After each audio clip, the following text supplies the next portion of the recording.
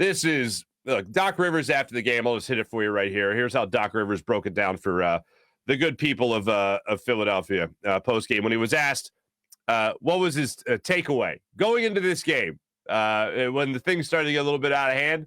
What was his main focus? Get out healthy.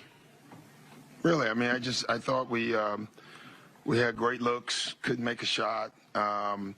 Every 50-50 ball, you saw in the first half, and then it kind of spilled over, but every loose ball, any ball that it took energy to get to, they got to. So you could see how the game was going. Only thing I was kicking myself, I actually thought about not playing Joel in the second half. I just didn't see the energy, but the game was close enough to keep doing it, so it's easy to second guess it now. But yeah, we got to get some rest. We got a game on Saturday.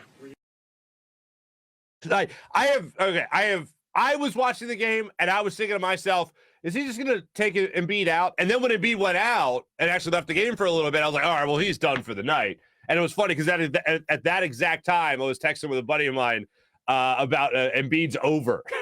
He was 25 and a half, and I think he was at 15 at that point.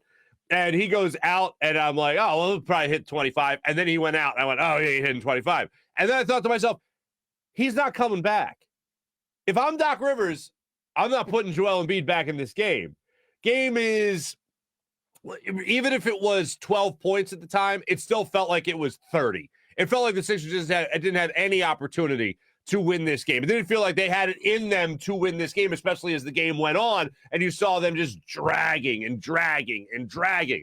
And sure enough, Doc Rivers, you heard him right there, was saying, first, step one, get out of the game healthy. Step two, see if you guys can get some rest. You got a game coming up on Saturday, so make sure you're rested up for that. And then he says, I was even thinking about not having Joel Embiid even in the second half. I was thinking about not even playing him in the second half.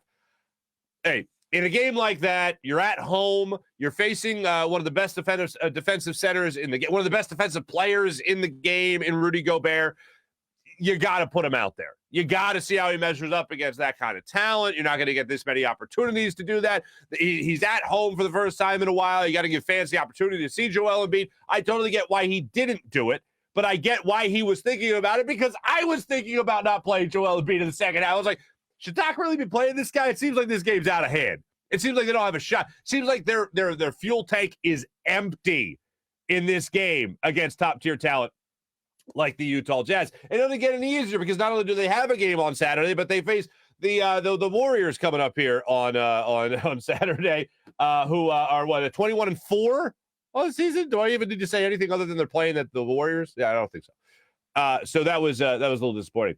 The other thing in this game that drove me a little bit crazy was I know I have just gotten done with the last two games talking about how great Joel is.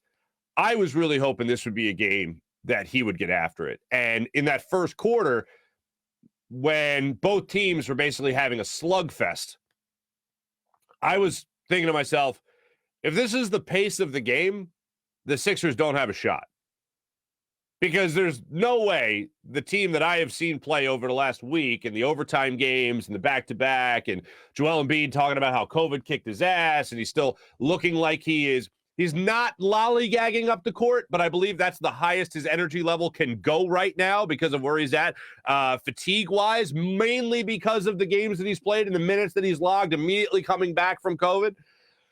But I thought to myself, if this is the pace of the game, and you saw Joel Embiid in that first quarter go coast to coast for the jam on Whiteside, I thought, all right, that's great, but I don't know if this is sustainable.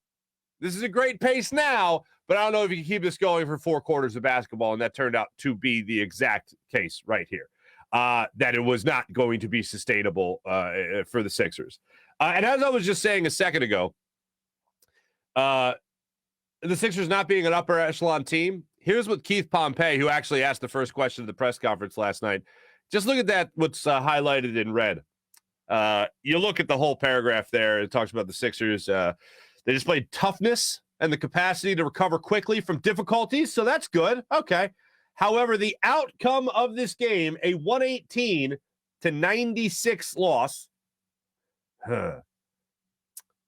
despite playing hard, aren't an elite team at this time. And I feel like this is a very, very fair assessment of the 76ers and the way they played the game last night.